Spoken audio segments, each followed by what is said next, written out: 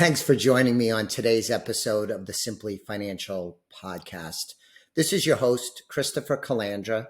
Would like to increase your financial IQ with today's episode, which is going to talk a little bit about food prices and food inflation.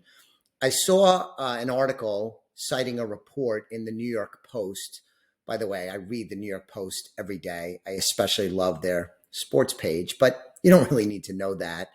So here's the thing. In 2022, U.S. consumers spent 11.3% of their disposable income on food.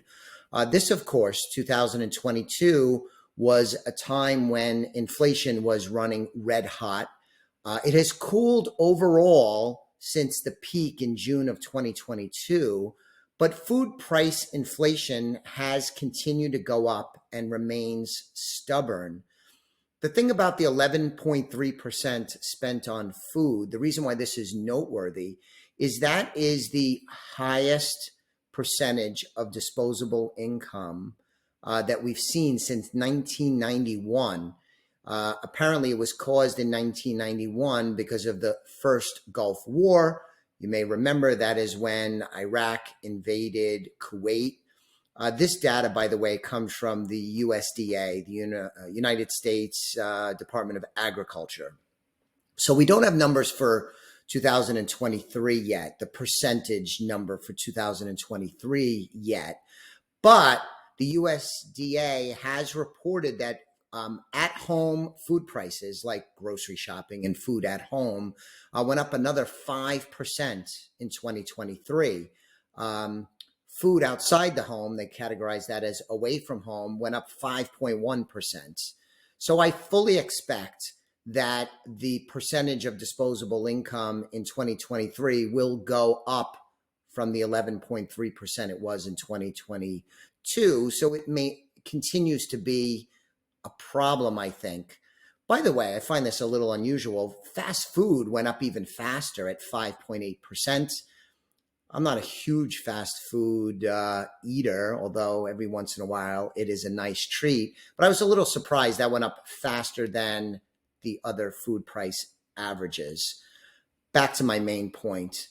I've said this before on this episode, and if you're a client, you've probably heard me talk about this. I believe that Americans are in a pretty sour mood. And part of the sour mood is because food prices have gone up so much. It's something that Americans see every day. They do not need politicians to explain it to them or explain it away. They don't need talking heads on TV to educate them. They see it every day when they're buying groceries, when they're going out to eat. They see these food price increases over the last stretch, and they are not happy about it. They are annoyed. And in some instances, it is causing great economic strain. I think if you're in the bottom half of income earners in the United States, you're probably feeling that food pinch quite a bit. And that might be why you're so annoyed. And we see this in the polling. I think it's part of why President Biden's polling is pretty weak for an incumbent president running for office. This doesn't explain all of it, but I think it is a sign that the American people are largely unhappy with the direction of the country and what's been going on. And food prices may not explain it totally. I think, though, it's a great representation that people could point to on why they think things are not going well. But let me just say, as we kind of wrap up on this brief episode, I was thinking about this.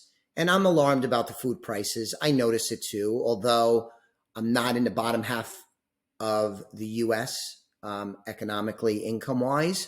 So I could walk through these price increases much more easily. But I do take notice of it. I mean, it's hard to go out and eat and not drop a lot of money, even if you're just going out for a sandwich or breakfast or something like that. So I notice it too. But it doesn't really impact my budget like it can for other Americans that are harder hit by this. But I was thinking about this. 1991, it's a long time ago. So it shows how unusual this food relative to income, this 11.3% is. But shoot, hardly anybody remembers food prices being up in 1991. A lot of you listening probably weren't even maybe around then or in the working force. I know I was 21 in 1991. But it makes me think that sometimes things in the moment seem so much more intense and so much more important. And, maybe this is one of these issues that will fade away and be sort of lost to time. It's a powerful topic today, but may not have a lasting impact. So I kind of, as a historian, not a historian, as an avid reader and consumer of historical stuff, I find that to be an interesting note. But I think the overwhelming feature of this is food prices have gone up a lot. If you feel that way, you are correct. The numbers bear this out. And it is why a lot of Americans are unhappy and or are feeling a significant pinch in their budgets and in their finances. So I wanted to share that information with you. Thanks for listening today. Please check out my website, elliottwealth.com. Get information about the work that we do here at Elliott Wealth Management. You could also sign up for a complimentary consultation if you're not a client. Also, please subscribe to the podcast. I'll be back with you on the next episode of the Simply Financial podcast very soon. Thanks for listening to today's episode. The views expressed are not necessarily the opinion of Osaic Wealth, Inc., and should not be construed directly or indirectly as an offer to buy or sell any securities mentioned herein. Investing is subject to risks, including loss of principal invested. Past performance is not a guarantee of future results. No strategy can assure a profit nor protect against loss. Please note that individual situations can vary. Therefore, the information should be relied upon when coordinated with individual professional advice.